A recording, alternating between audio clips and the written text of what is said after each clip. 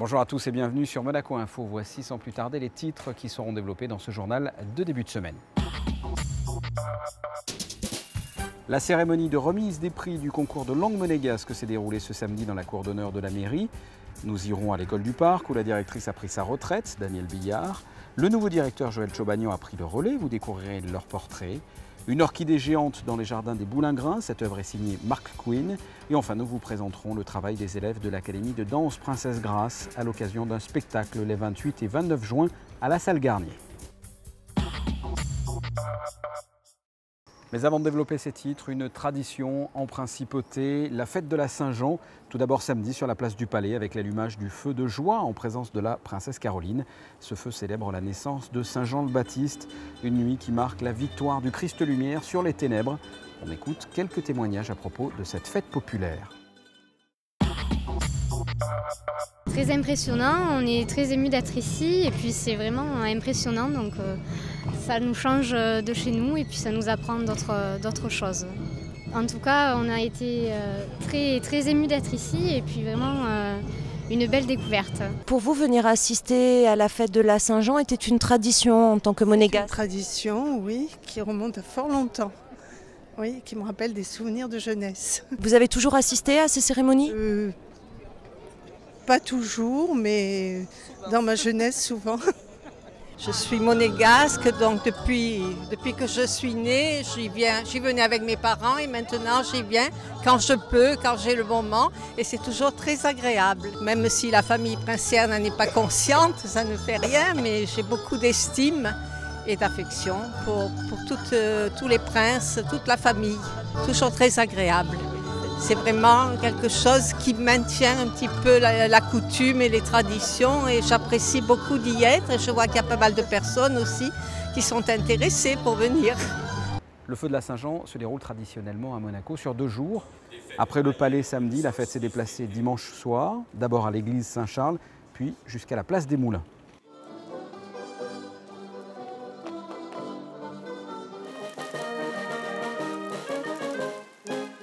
Autre tradition, le concours de langue monégasque. La cérémonie des remises des prix s'est déroulée samedi dans la cour d'honneur de la mairie. Une cérémonie en présence de nombreuses personnalités. Retour sur cette soirée avec Marion Calviera. Faire vivre la langue monégasque et enseigner les valeurs traditionnelles au travers des nouvelles générations, telle est la mission principale du concours scolaire annuel de langue monégasque. On fait durer la tradition de la langue monégasque de par ce concours, puisque la langue monégasque, c'est quand même la promotion de notre identité, de notre culture et de l'attachement à toutes nos valeurs. Cette année, 1500 élèves de la classe de 7e à la terminale ont passé les épreuves écrites éliminatoires. 110 d'entre eux ont été primés ce samedi dans la cour d'honneur de la mairie. Eliane Mollo, enseignante et coordinatrice de l'événement, témoigne des critères de sélection ardus ayant déterminé le choix des lauréats. Les lauréats, c'est d'abord il y a une épreuve écrite qui est difficile et anonyme. C'est-à-dire le papier est anonyme, mais donc ce sont les meilleurs en histoire et en monégasque, ou en monégasque au seul à partir de la seconde. Et après, ils passent un oral avec un jury qui est composé des membres de la mairie et du comité des traditions. Alors donc ce ne sont pas les professeurs. Et donc c'est vraiment, je pense, quelque chose de neutre. Les premiers prix ont été décernés par son Altesse royale Caroline de Hanovre. La baronne Elisabeth de Massy, accompagnée par mademoiselle de Massy, décernait les 2e prix. Le ministre d'État, quant à lui, remettait le 3e prix aux jeunes lauréats du concours. C'est toujours un plaisir d'être premier chaque année, de recevoir un prix pour ses efforts en monégasque, qui est une langue qui est quand même assez parlée à Monaco par les personnes âgées et qui nous ont permis de l'apprendre et de l'étudier dans les classes. C'est toujours un honneur et je remercie tout le comité et toutes les traditions. Oui, ça fait très plaisir et on demeure une famille monégasque quand même, donc ça fait toujours plaisir, c'est sûr. La cérémonie était entrecoupée de scénettes théâtrales jouées en langue monégasque par les meilleurs élèves du concours. L'édition 2012 s'est achevée par un cocktail dînatoire aux allures festives et conviviales, en attendant les futurs candidats à la prochaine édition. Abbiamo fatto delle cose splendide con tutti i professori e ora festeggiamo! Le même jour, samedi, était organisée à la fête de fin d'année de l'école du Parc. On célébrait également le départ à la retraite de la directrice Danielle Billard. Un bel hommage lui a été rendu. On écoute l'ancienne directrice, elle revient sur ses 40 années passées au service des enfants. Ça a été 40 ans de bonheur intense, tous les jours de ma vie, et surtout dans cette petite école Platy, que j'ai créée, développée à l'aide d'une équipe pédagogique sans cesse plus entreprenante. Et elle me disait, tu es notre locomotive. Nous sommes tous les petits wagons et on va te suivre pour que cette école devienne réellement belle. Donc 40 ans de grand investissement, de découverte, de pédagogie, d'amour des enfants. Le nom du nouveau directeur, Joël Chobagnon, il était présent également à la fête de fin d'année. Il prendra officiellement ses fonctions dès la rentrée prochaine. Je vous propose de découvrir son portrait avec Christine Datomel. Originaire du quartier des Moneghetti, Joël Chobagnon a un parcours atypique. Après avoir passé sa scolarité sur les bancs de l'école Malbousquet de Beausoleil, il décroche son baccalauréat au lycée Albert Ier de Monaco. Durant ses années fac, Joël Chobagnon se produit avec son groupe de rock. C'est après avoir effectué quelques remplacements dans les écoles qu'il s'aperçoit qu'il a un bon contact avec les enfants et de là naît sa vocation. En 1984, il entre à l'école des instituteurs de Nice. 4 ans plus tard, son diplôme en poche, il intègre l'école Saint-Charles en qualité d'instituteur. Durant plus de 20 ans, Joël Chobagnon enseigne aux enfants. Il devient ensuite adjoint à la direction et ce n'est que cette année qu'il revient dans ce qu'il nomme tendrement son quartier. Je suis heureux de retrouver un petit peu l'enfant que je ne suis plus, c'est-à-dire le petit garçon blond qui courait dans le parc Princesse Antoinette. Maintenant, voilà, c'est le nouveau directeur de l'école du Parc qui parle. Donc c'est assez un peu émouvant et puis bon, je suis très fier, je suis très content de cette école, très content de mes collègues. Continuer aussi le dynamisme de Madame Billard qui vient de partir à la retraite. Et je garderai toujours cet esprit familial, simple, de contact humain, de chaleur humaine qu'elle a pu insuffler dans son école. Et voilà, donc la relève est prête à prendre le relais. Allier l'art, les sciences et l'école a toujours fait partie des prérogatives du nouveau directeur. Un projet est ainsi né avec le Centre de formation pédagogique de Monaco. L'objectif, faire entrer le patrimoine vivant de la principauté dans les écoles. Un contact avec beaucoup de plasticiens, de sculpteurs, de photographes, d'aquarellistes monégasques ou habitants à Monaco, vivant à Monaco, qui feront des interventions dans les classes avec un gros projet mené par le Festival de littérature jeunesse avec comme thème le cirque. Donc ça nous promet de belles expositions et de belles interventions dans les classes. Alfred de Vigny disait « Tout homme qui a été professeur garde en lui quelque chose de l'écolier », une maxime qui s'applique parfaitement à Joël Chobagnon. Travailler au contact des enfants a de nombreux avantages. On reste jeune déjà et puis on est toujours dans le bonheur, voilà, on est toujours dans le plaisir. Lorsqu'on me demandait quel était l'objectif principal que j'avais quand j'étais enseignant, je leur disais que les enfants soient heureux de venir à l'école. Pour moi, c'est la chose essentielle. Si on est heureux de venir à l'école, heureux de partager, heureux de retrouver ses camarades et ses enseignants, c'est 80% de la scolarité qui est gagnée. Joël Chobagnon prendra officiellement ses nouvelles fonctions à la tête de l'école maternelle à la rentrée prochaine, le 10 septembre plus précisément. Je vous rappelle que depuis 2009, l'école du Parc accueille chaque année près de 200 enfants âgés de 3 à 5 ans. La finale monégasque de la prévention routière s'est déroulée ce lundi sur le terrain de la Baie. Chaque année, les élèves les plus performants sont récompensés au terme d'un enseignement aussi bien pratique que théorique. Reportage de Patricia Navarro. Développer dès le plus jeune âge des comportements responsables et apprendre à mieux appréhender un environnement qui peut s'avérer dangereux, c'est tout l'enjeu des sessions d'enseignement dispensées tout au long de l'année dans les différents établissements scolaires de Monaco. En collaboration avec la Sûreté publique et la prévention routière monégasque, des opérations de sensibilisation aux règles applicables aux piétons ou au code de la route sont menées selon l'âge des élèves, le tout toujours de façon ludique pour réussir à attirer l'attention de ces centaines d'enfants.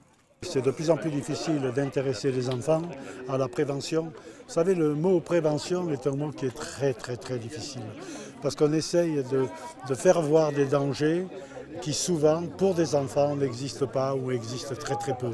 Donc ici, c'est l'aboutissement, mais nous sommes quand même on est ravis parce qu'à chaque année, le niveau augmente de la qualité de ce qui se passe. Pour parfaire l'enseignement, une grande finale est organisée à la fin de l'année scolaire, avec à la clé des lots et la délivrance d'un certificat de capacité. En 8e, déjà, j'ai été sélectionnée pour venir, pour concourir ceux de Monaco. Je trouve ça cool parce que, comment dire, au moins on peut dès l'âge d'être petit, en fait, on peut commencer à savoir le code de la route, un truc comme ça. Moi, j'ai essayé de faire de mon mieux possible et après ça m'a servi. J'ai vraiment appris les dangers de la route, que ça peut être très dangereux quelquefois. Que vous a-t-on demandé sur ce parcours? Il y avait des ronds-points, des stops, des céder le passage, la priorité à droite et tout cela. Et le parcours ne s'arrêtera pas au terrain de la baie pour les meilleurs de ces 35 élèves. Les 3 premiers d'entre eux représenteront, avant la fin du mois, la principauté au challenge interpiste des Alpes-Maritimes. 4 autres élèves s'envoleront, eux, pour la Pologne au mois de septembre prochain, où se déroulera là le concours européen de la prévention routière. Et parce que les petits élèves de Monaco ne sont pas seuls à affronter les dangers de la circulation, leurs enseignants ont reçu de la part de la prévention routière monégasque des chasubles jaunes fluo. Cela leur permettra d'encadrer les sorties scolaires en toute sécurité hors des établissements. Une œuvre imposante trône depuis vendredi dernier face au casino dans les jardins des Boulingrins. Cette orchidée que vous avez peut-être aperçue ce week-end est signée Mark Quinn, celui-là même qui a investi le musée océanographique. Patricia Navarro. Cet espace verdoyant à quelques mètres du célèbre casino de Monte-Carlo est l'un des endroits les plus photographiés au monde. Depuis peu, cette immense orchidée rouge est devenue une nouvelle source d'attraction pour les touristes qui viennent découvrir la principauté. Intitulée Burning Desire, elle est une illustration du travail de l'artiste anglais Mark Quinn et elle ne laisse personne indifférent. Cette sculpture représente une orchidée et en fait, je l'ai tout simplement créée en me basant sur une petite orchidée que j'ai agrandie. Quand on opère une transformation, ce sont toutes les proportions autour qui changent aussi. Alors voilà, elle prend ainsi toute sa mesure dans ces grands jardins, c'est comme la folie du monde. C'est à propos de l'évolution du monde, mais c'est de l'optimisme également. C'est une célébration de la vie. Les passants qui seront interpellés par cette œuvre pourront ensuite se rendre au musée océanographique pour découvrir le travail de cet artiste parmi les plus cotés du moment. La monumentale orchidée rouge est en quelque sorte un prolongement de l'exposition Littoral Zone qui est d'ores et déjà un véritable succès. Oui, le succès est au rendez-vous et nous pouvons faire des comparaisons avec l'exposition de 2010 de Dammenhurst et le mois de mai a connu une fréquentation de plus de 30% supérieure à l'année 2010. Bon, je ne vous compare pas par rapport à 2009 ou 2008 parce que là on est plus de 2 fois supérieur à la fréquentation. Donc on voit le succès qui est à la fois un succès de qualité parce que certaines personnes très riches, des collectionneurs d'art viennent d'un coup d'avion privé à Monaco pour visiter cette exposition, mais aussi un très grand et un très beau succès populaire. Damien Hirst, Mark Quinn aujourd'hui, de grands noms de l'art contemporain, le musée océanographique perpétue ainsi la volonté du prince Albert Ier qui avait souhaité établir un dialogue sans frontières entre l'art et la science. Le reste de l'actualité en bref. Première rencontre littéraire de Monaco, rencontre qui s'est déroulée ce samedi au Jardin Exotique. Cette manifestation était organisée par la librairie numérique de Monaco. 30 auteurs faisant partie de cette association étaient présents. Toujours en bref, le Yacht Club a accueilli ce vendredi la 7e journée mondiale de l'hydrographie, manifestation en présence du ministre d'État Michel Roger. Et du sport, pour clore cette page de brève, sachez que le milieu de terrain international danois s'est engagé ce vendredi avec la SMFC. Jakob Poulsen vient de signer un contrat de 3 ans. Je vous le rappelle, l'objectif du club est bien précis, remonter en Ligue 1. Sans transition, les élèves de l'Académie de danse Princesse Grace présenteront les 28 et 29 juin à la salle Garnier un spectacle qui met en valeur l'apprentissage reçu tout au long de l'année. Frédéric Hélion a assisté au filage à l'atelier des ballets.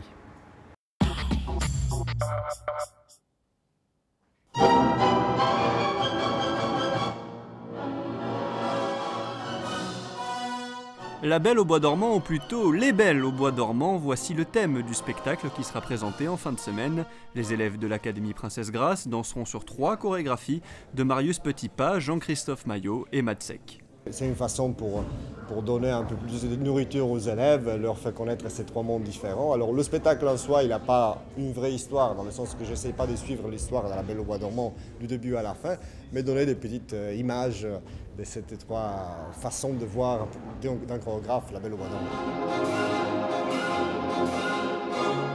Il aura fallu un mois aux élèves pour répéter et assimiler les chorégraphies, un travail au quotidien évalué ce vendredi lors de la répétition générale. Alors là, je regarde en fait si le temps qu'ils ont pour se changer, il est assez, si les costumes sont bien préparés pour eux. Et on est à une semaine, disons, une semaine du spectacle et je regarde quand même toujours le choix parce qu'en fait je fais un jour une distribution, un jour une autre distribution pour choisir qui va danser le premier spectacle. Au total, 30 danseurs et danseuses participeront au spectacle. Ils ont tous été sélectionnés par Luca Massala lors de concours de danse. Le directeur de l'académie part assez régulièrement au Brésil, au Japon, en Italie ou encore en Amérique afin de repérer les jeunes talents capables d'intégrer l'académie et de suivre le cursus afin d'un jour intégrer les grandes compagnies de danse. Moi j'ai fait une audition avec le directeur en Italie, parce que je suis italien, et il m'a choisi. On a fait une classe toute complète et il m'a choisi. Pendant l'année, c'est plus ou moins 7, de 5 à 7 heures par jour. J'ai fait une audition en Italie, à Udine. Il y avait Luca, le directeur, qui est en train de faire l'audition. Moi, j'ai essayé, j'ai dit bon, on essaye. Il a dit d'aller au stage en été. Moi, j'étais allé au stage par 2 semaines. Il m'a choisi. On est, je crois, 6 nationalités. On a beaucoup d'Italiens, Japonais, on a Brésiliens, Chinois, Israéliens, Français aussi. Pendant l'année, on a la danse classique, on a des cours de contemporain, pas de deux, comme ça, pilates. Après, on a aussi des cours de gym, musculation, comme ça. Des études aussi d'école et on fait aussi musique avec le pianiste. Rendez-vous donc jeudi et vendredi à la salle Garnier à 20 h pour ce spectacle Les Belles au bois dormant.